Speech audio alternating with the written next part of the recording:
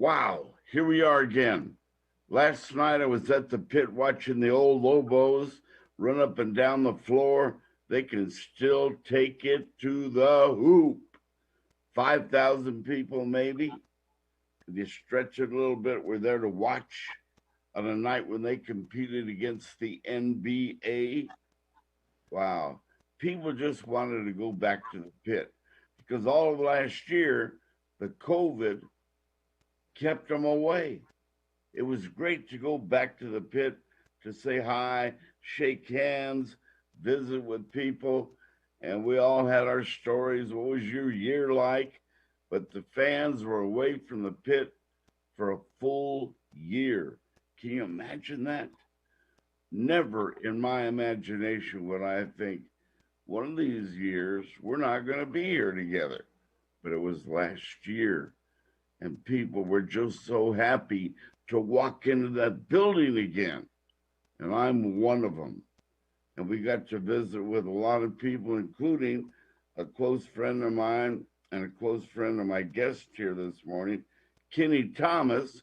So if Kenny, you're out there, we want you to call in and be on the 11:30 half hour. But before we get that, we want to talk to one of your friends, a guy that we admire, Bulldog star, one of the great stars of that beautiful building, that historical building known as Bulldog City. He grew up in the South Valley, tough neighborhood, no doubt about it, around Broadway and Southern and around the San Jose area of Albuquerque. There's no mistaking. I was born in that area too, and I know what I'm talking about here. Tough influences down there for whatever reason. But man, I tell you, our guest has got a story, a compelling story on how to beat strong, negative, horrible influences and how to stay on the straight and narrow. Great leaders like the great Jim Holzman handled this young man we all know and love. Frank Olguin, great player. Oh my goodness, effort, the willing spirit to overcome, to compete, and never let himself down. People around him, we'll find out the story in a second, but I was always impressed with his positive spirit, that incredible competitive attitude of Frank Olguin. To beat all odds, bring the odds. I'll show you I can be the winner at the end. That kind of attitude, no excuses, total effort, and honest with himself that he could get the job done. Ladies and gentlemen, it's my pleasure to bring on a close friend of mine, and I'm so happy to say he's my buddy. Oh, his story is compelling. Frank Olguin, the whole world is watching you, brother. How are you? Oh, I'm doing great, Henry. Thank you so much. It's so great to see you and wonderful and an honor to be on your show. Thank, Uh, Everything's great. I just retired last year after 41 years working for the federal government. So I'm trying to work on some projects right now. Congratulations. But you know, you came through, man, how can I say it? You came through hell some days, the influences around you, but you always had up that strong block. Those influences will not get Frank Olguin. How did you do that? Where did it come from that you could be a success? How did you maintain your strength to say no? Tell us the story where you came from and who the influences were. Okay. Well, my mom and dad were born in Antonchico, Milagro, in northern New Mexico. They were rancheros, but they moved to inner city. Things dried up in northern New Mexico, and they moved to inner city. So I was born in San Jose on William Street. Born into poverty, Everybody was in poverty at that time in that neighborhood, so it was just part of being, poor. We were poor, but we were rich in my mom. My mom was a very religious, extremely wonderful person. She prayed every night, had the velas, the candles burning, praying every night. Uh, my dad was like the complete opposite of that. He was a strict disciplinarian uh, to the to the 10th degree, And I guess a combination of those two things guided me in the right direction. But being around a lot of drugs and people who are doing drugs and stuff, it's not easy. It's not an easy path. It's a very tough path to follow to stay away from that. It's not easy. Growing up in inner city, poverty, drugs all over the place, a lot of stuff, bad stuff happening. Sometimes you just have to bear down within your own soul and your heart and decide what you want to do with your life. Yeah. Do you want to be part of that, or do you want to get out of that? That's the question you got to ask yourself. And the love, the strength, the influence of mom and dad allowed you to overcome a lot of that pestilence, temptation. Hey, Frank, nobody's watching. Take some of this. Man, it'll make you feel good. How do you say no to that from that peer pressure? Oh, it's extremely difficult, to be honest with you. Uh, my friends, we were normal Vadio kids, and it was not easy. It was not easy saying no. It's not easy at all. Everybody's doing it. Everybody's asking you to do it. But you know what? To be honest with you, some of my friends who were users would tell other people that were trying to get me to use, no, he doesn't use. He's not a user. He won't. He doesn't do drugs. Leave him Wow. alone. Even though they were users, they knew that I had a different path, and they helped me keep from going down that path and helped me go down the straight and narrow path. And I Beautiful. had older brothers and sisters who the same way. They would guide me also. They would guide me. I had a lot of good influences. I had a lot of good older brothers and sisters. You attached to education. You're always a good student. You always were willing to learn. And I mean, I don't have to say it, the record shows it. You were a scholar athlete. You didn't have just passing grades.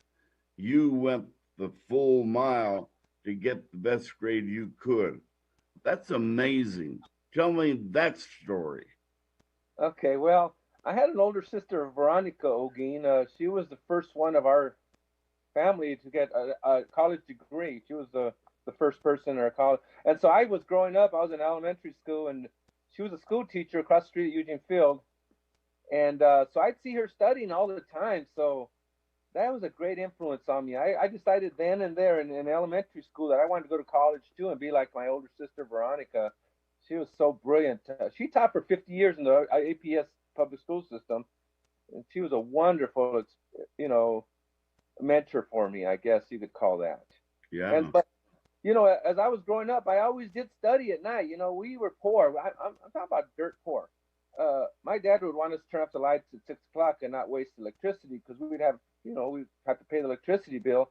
So I'd go in my room and have a little flashlight, and I'd be studying in my room, with a little flashlight, trying to get my work done.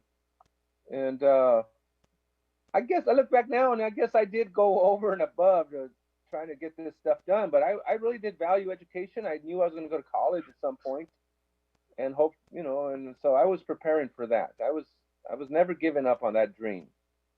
There's a feeling. It's involuntary after a while, but you got to be voluntary and say, look, man, I enjoy learning new stuff. You open a geography book, and all of a sudden, man, it captures your undivided attention. You learn arithmetic that we call math, and later calculus, and all of a sudden you can accomplish it. It's interesting. You like it. It's challenging. You overcame the challenge, and now you're in the hunt. You're in the midst of success, beating down tough subject matter, but you enjoyed the challenge. You beat it. then you enjoyed it and it stayed with you. That's amazing. Yeah, in junior high, I made really good friends with the Padilla brothers, Mark Padilla, Pat Padilla, and so I hung around with them a lot. And we played basketball just about every day. We played basketball every day at Eugene Field or at East San Jose Community Center. And those two guys were really good friends of mine, and they were both drug free also. So it helped to have surround yourself with drug free people. But I did have friends that were, that used drugs, and it was okay. They were great friends. They were brothers to me, and but we just chose different paths. At some point, I had to break away from some friends that were users, and in order to keep myself straight, and that was not hard. That was very difficult. I had friends that I grew up since birth, and but I had to go a different path because I saw they were going a path towards a place I didn't want to go versus my college path. So I had to break away from some friends. That initial feeling when you study and you got it, you go the next day, you're a little nervous, you take the test, the teacher hands out the test, and you look at it, but you studied hard, and suddenly the joy within you, you start marking down uh, multiple choice, and man, you know you're right.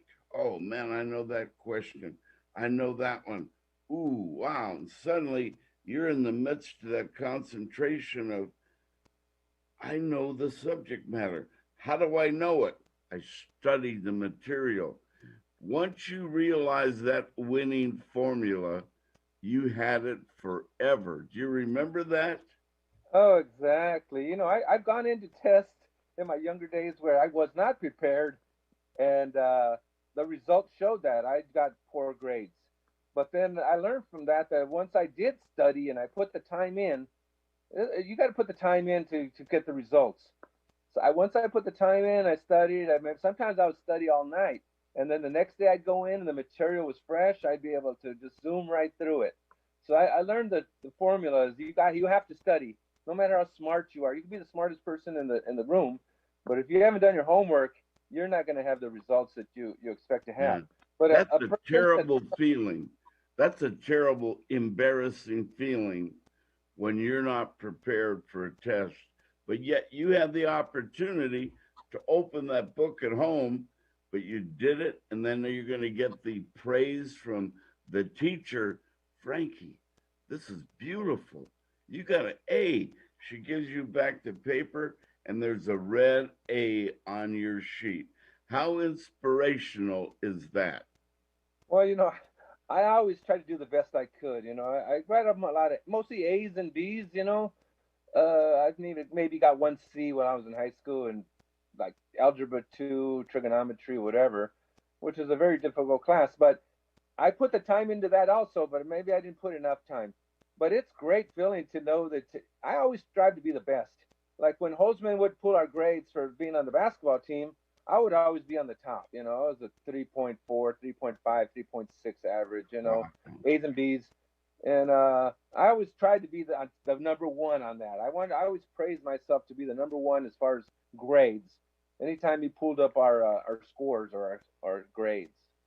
There's some kids out there right now. They are involved in the world of mediocrity. They're smart.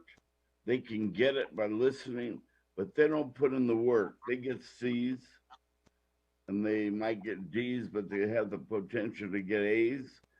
And they're listening right now. They're watching you right now on this podcast. You need to tell them how to get through it, how to get motivated to be a student, to give something yourself that you work for, and watch the teacher come and give you that big red A after your hard work. What do you tell them to convince them that hard work is the only way? Well, that goes with anything in life, but in education, it's especially important that you do the homework. And in sports too, you got to do the work. You got to do the work in the gym to succeed at the game. You got to do the work at home to succeed in the classroom. You got to get off the computers and all those games and all that, and put that away for a little bit and actually do work, work on some work on writing, work on math, work on speaking, work on everything. You have to do that, and you have to find it within yourself. What do you want to be when you grow up? What be the best that you can be? Whatever that's going to be, whether it's the plumber or a doctor, a bus driver, whatever you're going to be, a sportscaster, basketball player. You got to do the work. You got to do the work. If without the work, you don't get the results that you need. You got to put the work. Now, 41 years working for the government, you got yourself a great position, solidified it because you put in the prerequisite hard work, studying, understanding. Then you get the degree, and then the whole world is yours. What do I want to do? Making choices. To have choices after you have that degree. Tell me that story, that feeling. Okay. Well, I graduated from New Mexico Highlands University in 1981, and I did have a lot of opportunities. On an accounting degree, I could have worked for a CPA firm, but I had this great mentor come in and recruit me to go work for the federal government, and so that's what I chose. I chose to work for the federal government back in 1980, and it opened up a lot of doors. I got my master. I worked there 41, but during that time, I went back to night school. It took me a while during night school, but I was at 39 years old. I got my master's degree in public administration. So Wow. and I'm still thinking right now, actually, now that I'm retired, I can go back and pursue. I applied to law school back in the day too, and I got accepted at UNM, but I decided not to go. But I'm thinking about doing that now, either going for my PhD or maybe even law school. I still got a good 30 years maybe left in my clock, I hope. Yeah. God willing. Wow. But So you have you that. never stop. You never stop. Even like finances, you never stop trying to achieve your goals. When I was 56, I was eligible for retirement, but I hadn't achieved my goals. I hadn't achieved my financial goals. So, and my daughter got accepted to Stanford. So I decided to stick around another 6 years. My daughter got her undergrad and got her master's out of Stanford, and and my financial situation was a lot better 6 years later because I worked hard and I put away money. I spent less than I made. That's the main thing about getting it financially independent. You got to live below your means, not beyond your means. You make 10,000, you spend 5,000. You make 100,000, you spend 50,000, and you put the other 50 away. And it's slowly over the years it builds up, and before you know, you have a nice nest egg at the end of your term, and you're ready. You know when you're ready to go when you have enough to live comfortably. Wow. Now let's back up a little bit. Okay. You met a man named Jim Holzman. Oh yeah. Okay. Yeah, Jim Yeah, Holzman. El Maestro, head coach, the boss, but your friend, an inspiring figure in your life. What did he do for you? I met Jim Holzman when I was in ninth grade. I went to one of the games, and he told me to look forward to me coming to Albuquerque High School. He knew I had a good career in junior high, and Holzman was always there to make sure you stayed on the right path. He tried to guide you on the right path. He had high standards. You had to do good in class, and but on the court, he always expected 110%, nothing less. If you were lagging one day, oh, you'd get chewed out. But he was always there to guide you along, and him and his coaching staff. I give a lot of credit to Abe Estrada also, and Jim Hurdy also, their assistants while I was there. They were fantastic. They were great mentors. Tough love? Yeah, it was. Holzman gave a lot of tough love. He really did, but it made you a stronger person. He made you realize that there's no excuses. You can never walk in and say whatever. There's no excuse. He just wanted you to go in there and give 110%, and never an excuse why not. You're tired, okay? Then we got to get you in better shape if you're tired. It's not like go home and rest. You took athletics the same way you took other challenges. You went in there 100%. And I doubt in the world of work ethic, no one at Bulldog City ever had a stronger work ethic than Frank Olguin. Coach Husband still tells the stories, but he said, okay, these are my rules and regulations. You buy into it. This is a contract. If you don't like it, leave. Go do something else because we're a bunch of hard workers in here. And it'd give you the schedule. And then everybody would look and point at the Hobbs Eagles. Wow, the perennial power, state champions so many times over the years. You knew the name Ralph Tasker. You knew the name Taylor till, and they keep making Taylors. I don't know when they're going to stop. But you have those confrontations, but you were prepared for the Hobbs Eagles or Farmington Scorpions or whomever. How did you get ready athletically? Well, in everything I do, I give 110%.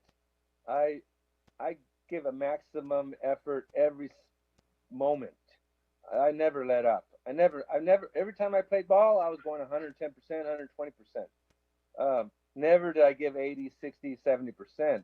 And my dad instilled that in me, and everything I did is he always told me, "You give 100%. No te dejas ni para nada. Don't ever give up." Whether it was a boxing or playing basketball, school, fighting in the neighborhood. We had a lot of street fights and stuff, but you never gave up. You always gave 110%, and whether you win or lose, you gave 110%, and you're satisfied with your performance, what you did, because you And you never left know, anything out there on the court. Like when we played the Hobbs in '76, they beat us by 2 points. I could have had a better game, but then the '77, we beat them by 2 points, and I had a stellar game. I had triple double. I gave 150% in that game. Frank, you had athleticism that was like beautiful to watch. Great athletes are smooth. They're working hard, but man, they're smooth. And the jump shot just looks so perfect. And then you hustle and the way you handle the ball. But always the thing that surpassed all the beauty and the talent was that heart, that effort that you gave. Every loose ball was Frankie O'Gean's ball. Every rebound belonged to Frank. See, it says Frank on the ball. That's my ball. Diving on the floor, that involuntary give it your total effort on the floor was you. You'd see, okay, what's the definition of total effort? Webster's Dictionary. Turn the page, it has a picture of you and it says Frankie O'Gean. Wow. How did you play so hard? And because of the fact you played so hard, you had the rest of the team wanting to be like you, right? Uh, well, yeah, I grew up and a little. This is little known, but my brother Johnny was also the starting center for the Albuquerque Bulldogs in 1979, I believe. He was a leading scorer, leading rebounder. He was only a junior. Well, him and I would battle every day and play together at Eugene Field every day since fifth grade. We'd play together, and Johnny was a stellar player. I mean, he was great. So he was my competition. And then I went to Albuquerque High, and there all these great players: Stevie Rogers, Tony Gutierrez, all these wonderful players that I had to compete against. When you go up against Stevie Rogers every day at practice, you learn to put a little extra spin or a little extra move in there just to get by him because he was great. And, Amazing. and so I was always given 110%. I was all district, all city, all state, and played for Team USA against the Russians. And I had plans of playing pro ball, but I tore out my knee, and those plans went to the wayside. But I still kept my education. I stayed in college, got my degree. That was still one of my goals. I had goals. You have to set goals. Without goals, you're just kind of floundering around. I believe in setting goals and then going for that. Like right now, I'm trying to figure out what I'm going to do for the next 30 years, and I'm going to set some goals, but just taking a break right now.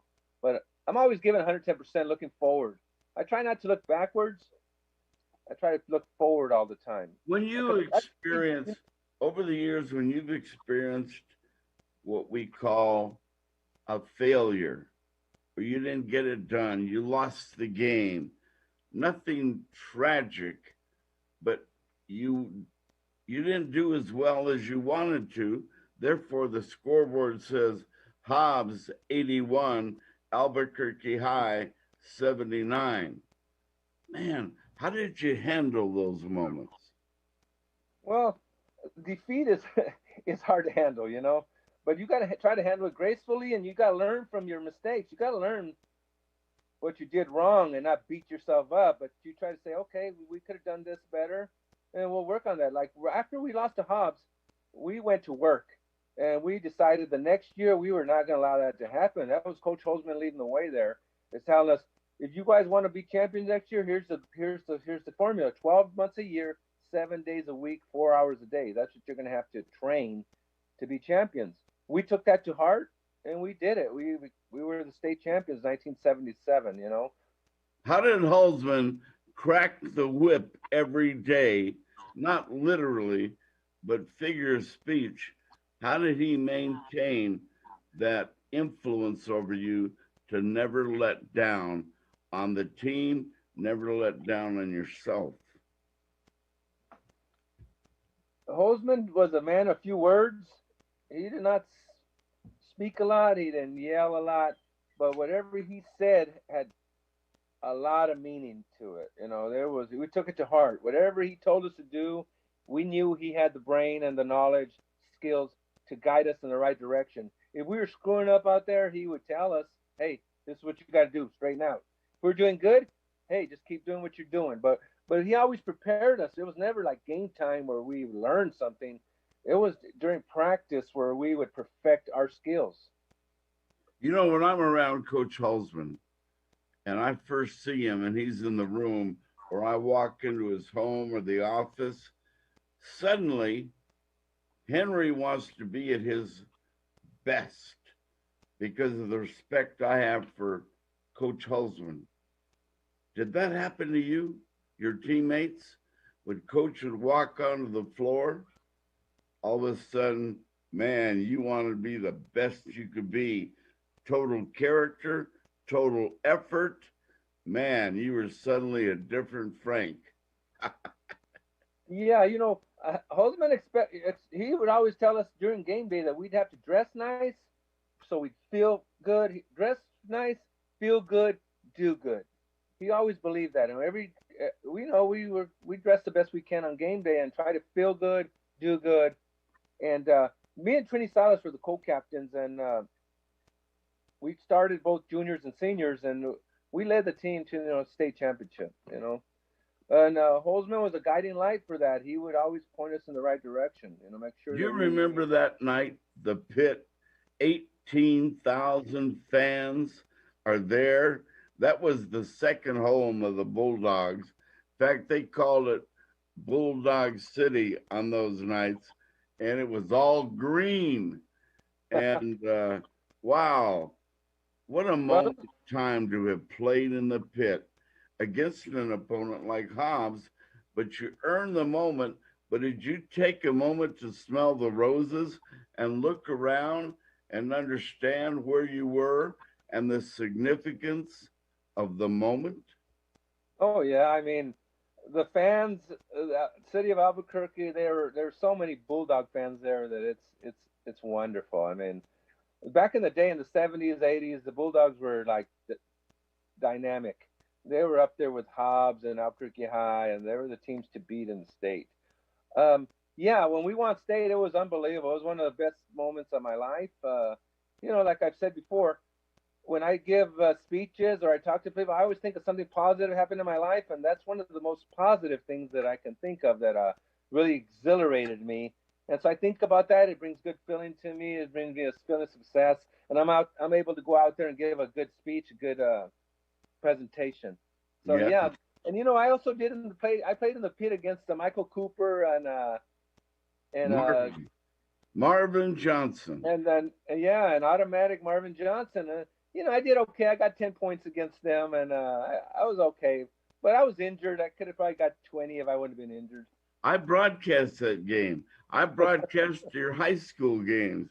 Man, I knew Frank Olguin like the back of my hand, and I enjoyed broadcasting Bulldog games because of Bulldogs like you. I mean, trying to describe you, Frank, was difficult for me. You had to have a wide range of words, a great vocabulary to describe you and Trini Salas and people like that. I mean, you challenged me. You helped make me a better broadcaster because you were all over the place.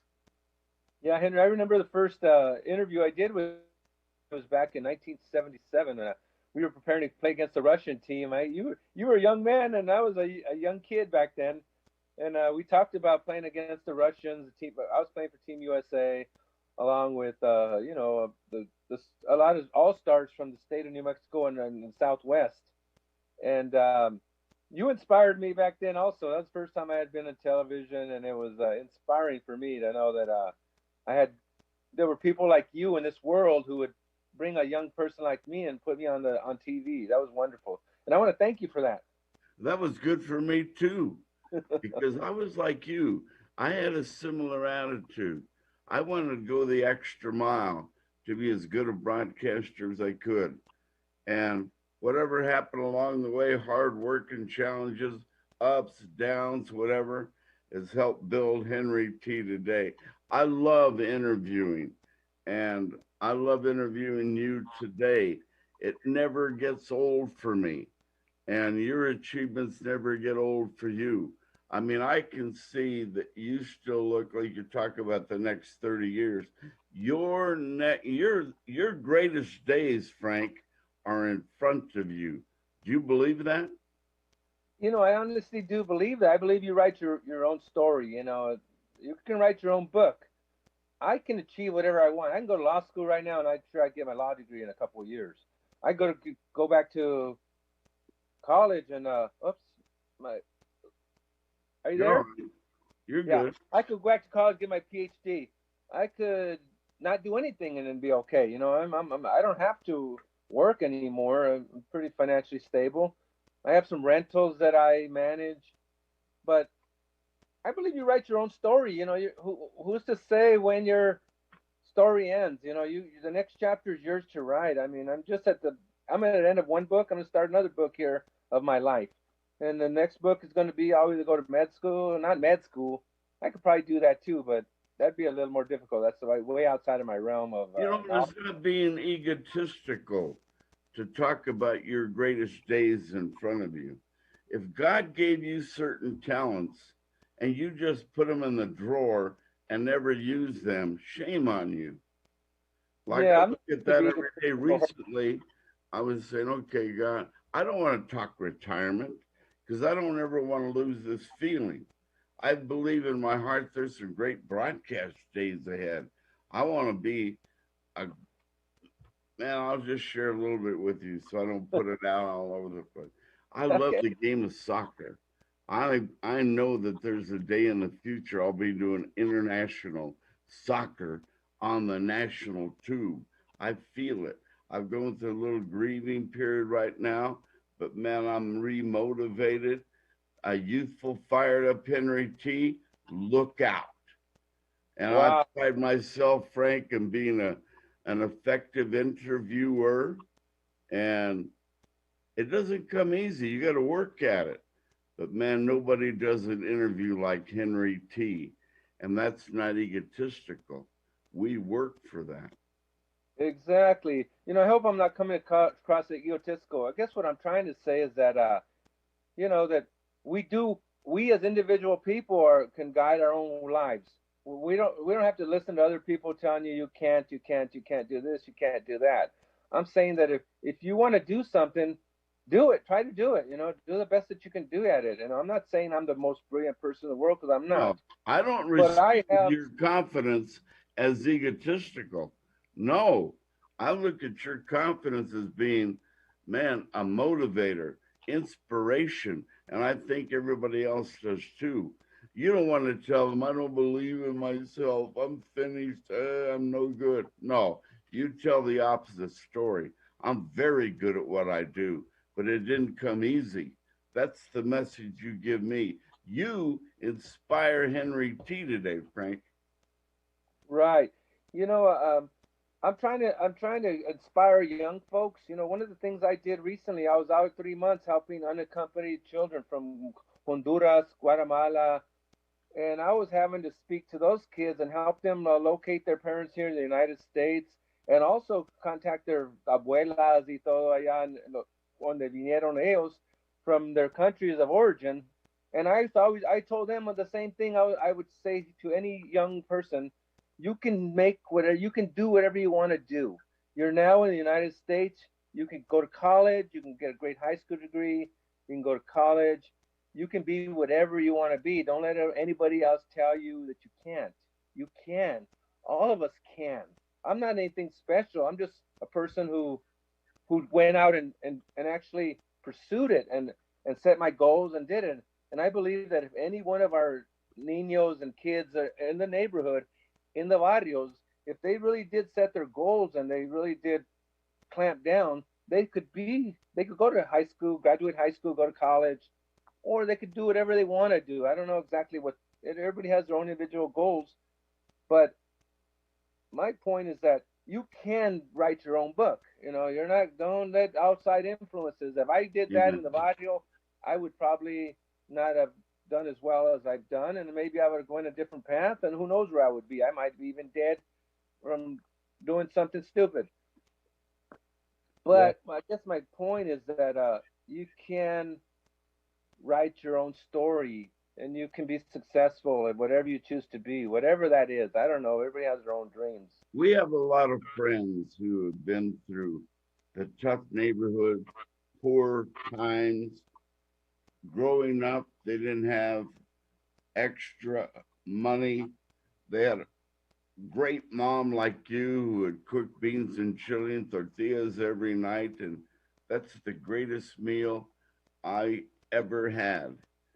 And I had that the other night, and it tasted so good with thick tortillas like mom used to make. Oh, man, Lord, thank you for that meal. But that's what we had. And there's a young man I'm going to bring up to you. Pound for pound, and maybe you'll agree or disagree. I met this young man in the 70s. Pound for pound, in my opinion, the greatest basketball player I ever saw. 5'5", Michael Romero, Bernalillo High School. I'd go to Bernalillo in the morning to visit with Hank Sanchez, and there's this young kid walking to school, not with just one, but with two basketballs going like this. He had the backpack with his books, and he's got two balls walking down Main Street in Bernalillo. And I got to know him better and better as the time went on. This guy was compelling in everything because he gave it total effort, like you, a magician ball handler, ran the floor with speed that he might have had, God given innate ability, but then more speed from the hard work that he put forth for Henry Sanchez. And then the jumping ability at 5'5" to leap and dunk. You know the man I'm talking about. Flamboyant, amazing Michael Romero. Now you played against him. What was it like? Oh, Michael Romero, man. Me and him go way back. I had never heard of him. I'd never seen him. We went down to scrimmage Bernalillo back in 1977. I mean, we had the all-star team on our Albuquerque High School. You know, we went down to scrimmage this little 3A school down in Bernalillo. We said, okay, well, I guess we'll go down there and play these guys. Small town school, little guys. We'll handle them. You know, just have a little practice game, whatever. Oh no, we walked into Spartan Alley and we walked into a lion's den there. You know, and I had never seen Michael Romero, but when I saw him, what he was doing, oh my God, I was amazed. Michael really, and the whole team, and the way they were coached by Coach Sanchez, it was unbelievable. It was like mirror image of us, but with smaller guys doing amazing things. Michael Romero was amazing. Yeah, he was a wizard. He was a wizard with basketball and all that because he shoot. He was a playmaker. He was good defensively, and he was like me. He gave 150%. He was going 100 miles an hour every moment. Uh, yeah, he's one guy. I was the one-on-one champion in the city of Albuquerque in '77, and he's the one guy I would have had some trouble with more so than anybody else because he Yeah. was amazing. He had a lot of skills. He was wonderful. He's a great player. He's a good friend of mine now, and I Yeah. really do appreciate his abilities. Yeah. And he had to earn those abilities. How do you dunk at 5'5" unless you work at it?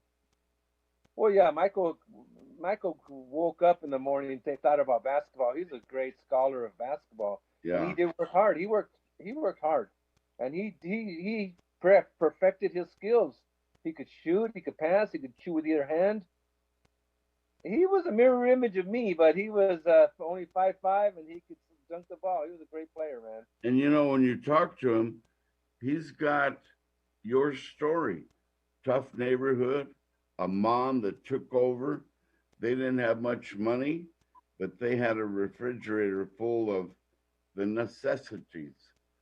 And then coach made him a student and made him possess good character, and he got himself a future.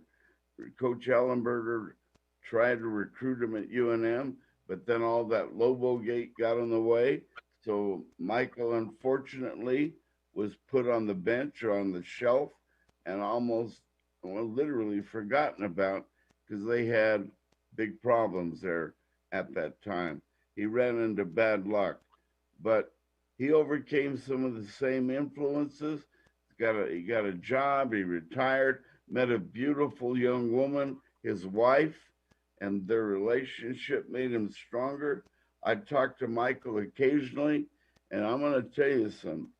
He often refers to his friend, Frank Olguin, and tells your story and tells about the greatness that you were as an athlete at Albuquerque High. So it's mutual admiration, you praising him and him praising you. Bravo. Oh, thank you. Yeah, he was the best guard I've ever come across as far as lightning fast, uh, great player. And UNM did recruit him, and they had him, and they actually signed him. But like you said, other things have happened, and he didn't. We weren't able to complete that mission of his. But Yeah. he was good enough to play for the Lobos, and I believe I was good enough to play for the Lobos also. But he got the opportunity, and he did get a scholarship there. And I'm going to ask you the obvious question. You were big enough, you were good enough, a scorer, a defensive player, tenacious. Wow. I thought Frank Olguin is going to be a Lobo. What happened? Well, I know they were looking at me, but I believe I believe it might have still happened. I was hoping that after I kicked butt against the Russians, that UNM would offer me something because I always dreamed of being a Lobo.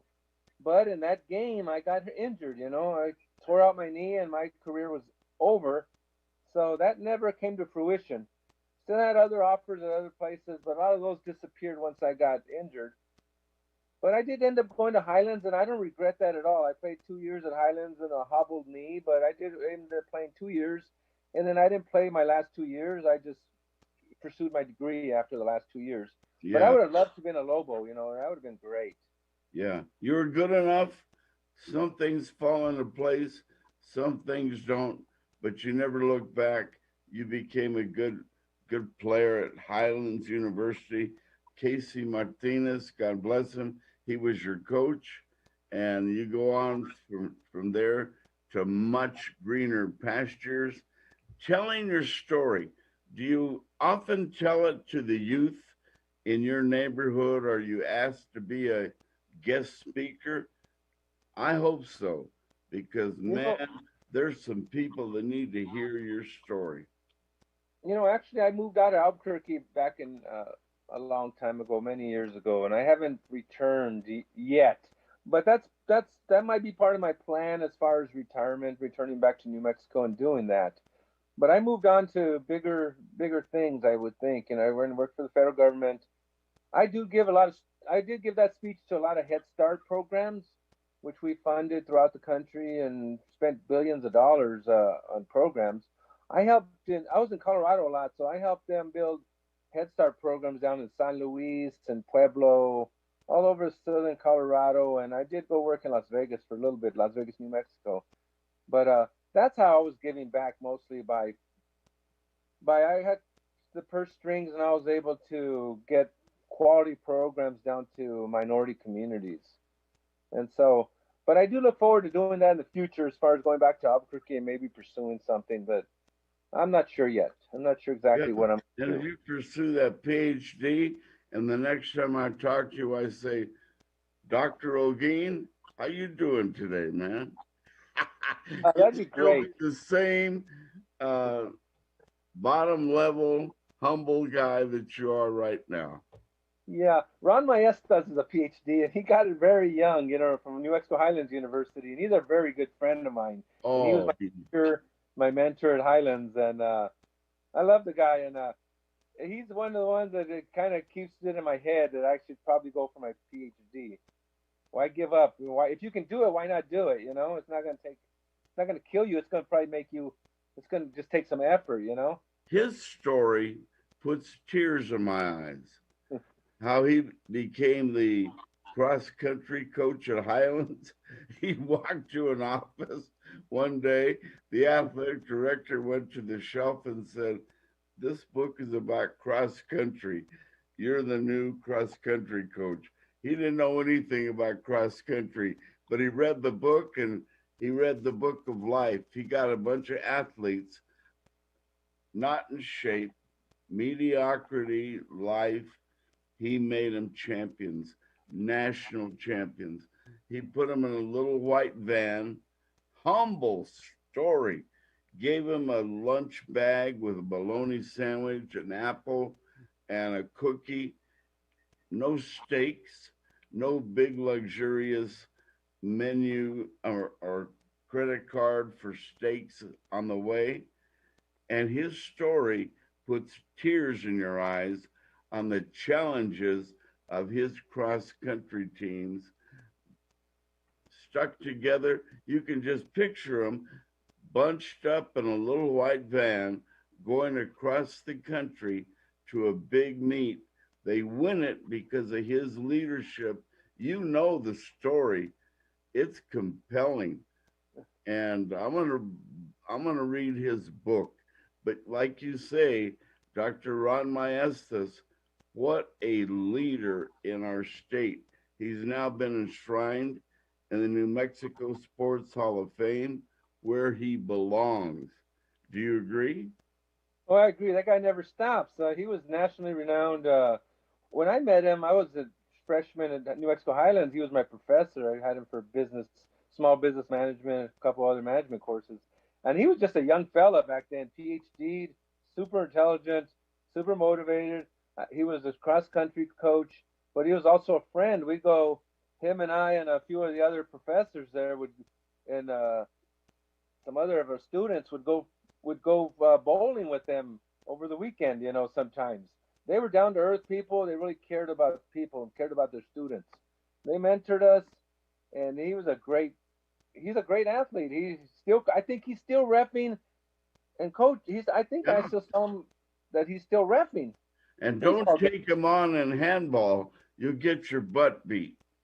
Yeah, according I understand that him and his son were world ranked in Yeah. handball, and so yeah, he's definitely a mentor. He's one of the most scholarly persons I know. He's extremely knowledgeable about a lot of things. Written a lot of books. He's also knows that genealogy inside and out. Actually, recently, like 5 years ago, he told me that him and I were related. That we're cousins from way back in the 1600s. One thing I'm going to bring up, your family is synonymous with great boxing history in our city. The name Florio Olguin. As a kid, I watched him at the Civic Auditorium. Fast, quick as an alley cat, tough, blood everywhere. Olguin, and oh man, the place was packed. You remember the history. You've seen some fights. Tell me about that boxing history in your family. Okay, well, my dad was a coach, and I have like six brothers that were state champions in New Mexico. You know, Joey Olguin, Florio Olguin. They had those great fights out there in at the Civic Auditorium. You know, against Joey Lemus and all those guys back in the day. And so my dad was a coach. He always taught us. We were in the front yard. We used to coach fight with the neighborhoods. We'd be boxing with all the guys in the neighborhood, and we were great boxers. And my dad wanted me to pursue boxing, but I didn't. I love basketball. I just fell in love with basketball, and that's the route I went. But yeah, my brothers were professional. They were world ranked, top three in the world, fought for titles and stuff. Never did accomplish winning the title, but actually did fight for world titles back in the '60s. Wow. Yeah, So, along the line, you followed the progress of Johnny Tapia and Kid Dynamite Romero and whatever's going on in our neighborhood, but they all followed that great history of your family. It Albuquerque is blessed with great boxing history. Agree? yeah. Yeah, oh, yeah. Johnny Tapia, he grew up in the neighborhood right there in Wells Park. I knew his family. Went to Albuquerque High. Oliver, his uncle, and Johnny Tapia was a great athlete. I mean, the guy could play basketball too. He was a good, super good athlete. Great person. You know, I saw him growing up. He grew up with my nephews and my little brother. They all boxed together for Cal, I believe it was. And yeah, he pound for pound. You talk about pound for pound, one of the best athletes come out of New Mexico. Johnny Tapia was it. You know, he was the best. He won Could he like have three or been four the titles point in guard Minnesota. on your? Could he have been the point guard on your basketball team? He definitely could have been on the team. He could have made the team. We had a lot of great ball players. I can't put an all ball player. We had a lot of Amen. great players that didn't even make the team that were wish they were on the team. When we had tryouts, we had 30, 40, 50, 70, maybe 100 people trying out. And some great athletes would not make the team. So he would possibly make the team, but in as far as boxing, he's one of the best pound for pound that's ever boxed in the world. Yeah, John Tapia was great. yeah. Before we go, Jim Holzman, I love him. He's like a second father to all of us. The inspiration he's given me, I mean, he gets your undivided attention, whether you want it or not, because he cares about you. And every time I see him, I'm so humbled. There he is, the great man. And I think about him regularly. I pray for him. What do you think about when you think of the man, Jim Halsman? What will you say to him the next time you see him? What do you want to say to Jim Halsman? Well, I want to say I hope his health is well and his wife, you know, his wonderful wife that he has, and they've been an inspiration to me. And he did guide a lot of kids and a lot of not only athletes but people that were non-athletes. They go back and say how wonderful of a person he was. So I just want to thank him for doing that, coming to Albuquerque High and presenting that to all of us, giving us the opportunity to know greatness, you know. And I still visit him and I call him next time. Actually, when next time I go to Albuquerque, I'll probably go have lunch with him. Well, Last you're in time I the was with Hall him, of we went Fame. to. You're a Bulldog Hall of Famer. Wow. There's so many great athletes that went to Bulldog City, and you're in the Hall of Fame for the green and white. Man, that's big. Well, that is big, and you know, I take pride in that. And there's a lot of great players that you know have been in the Hall of Fame, and there's a lot of great players that haven't been selected to be in the Hall of Fame. So for me to be selected, it was a great honor for me. I grew up in the neighborhood. All my brothers and sisters went to Albuquerque High School, graduated, played basketball, wrestled, cheerleaders, football, you know, name it, we did it, soccer. And so for me to be an Olguin on the have my plaque up on the wall with all these great other players is definitely an honor. Before we go, give me a moment in time on the floor, in the pit, at Bulldog City, at wherever that you keep thinking about that great play driving down the freeway because it's so big in your mind, the historical athletic moment that belongs to you. I guess I'd have to go back to when we were playing Hobbs, and you know, like I said, I had a triple double there that game, and when I was driving by, and okay, well, but you know what stays with me really is my defense. Jeffrey Taylor, first play of the game, he puts the ball down, dribbles it, I steal it from him, go coast to coast, and an easy layup. From that point, they knew we were there to play. You know, we weren't there to mess around, and that was it. I guess once he put the ball down, Mister Great Jeffrey Taylor. You know him. He played for the Spurs. Great player, but he put the ball down, tried to dribble it. I stole it from him immediately, coast to coast, easy layup. I guess that's what stays with me most. Wow. We have about a minute left. My producer is going to tell me exactly how much time we literally have left. And then there's one more play, and it's not necessarily it was a great play. I was going for a runaway layup against the Lobos. Michael Cooper comes out of nowhere and slaps my shot up into the rafters. Wow. So that's another story there. That's a humbling moment. Yeah. He was a great, great defensive player. But My Cooper did that to producer NBA sometimes players. talks so low I can't hear him. So let me pause and have my producer tell me how much time. Jimmy Tran, how much time? All right. We got to say bye, Frank. Man, I could go for hours. What a compliment you've given me today to say yes to be my guest on this more and more popular sports show, the Henry T. Show. Thank you. Thank you, Henry. And I guess my last words would be I want to tell the young kids that they can be whatever they want to be. They just have to be grit. You know, there's grit. You got to just be ganas. They have to just choose what they want to be and follow that path. And don't let all these negative influences which are out there get to them. They have to stay on a straight path. And I guess that's the last word I want to say. We're going to do this again. There's so much to cover, and you can't do it all in an hour. God bless you.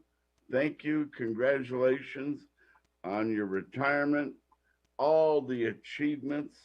Man, you hit us all in the heart today, Frank. Thank you. Thank you, Henry. It's a pleasure. You're a great inspiration to me. Thank you. God bless you. God bless you. Take care. Ladies and gentlemen, we've got sponsors that put Frank Olguin on the show today. Oh, man, the Amastroy family, Ben Lucero, Indigo Mortgage. Look at Rax Lumber, Richie Tabbitt. We got Kevin over at the canteen, ProView Network. Wow. The Hydro Bar, Tim Baca, and all these great people coming your way. Action, Jackson, Compaction. Oh, Chuck Jackson, the race driver. We're going to have him on here in the next week. A lot of people. Thank you, Jimmy Tran, our great producer. Oh, man, he's so good. The great staff over at ProView Network.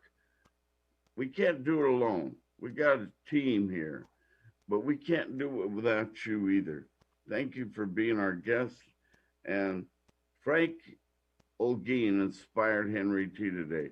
There's some big things I still want to accomplish, and I'll share them with you when I get my thoughts more together of where I'm going, what I'm going to do, and more play by play. All it's big, big time. So have a great day. Great being with you today. See you later and take care. And let Frank's story inspire you today. Man, the big picture. You're capable. Just tell yourself that and get around somebody like a Jim Holzman or like a Frank Olguin to talk to you, to motivate you, to inspire you. Have a great day. See you soon. Take care.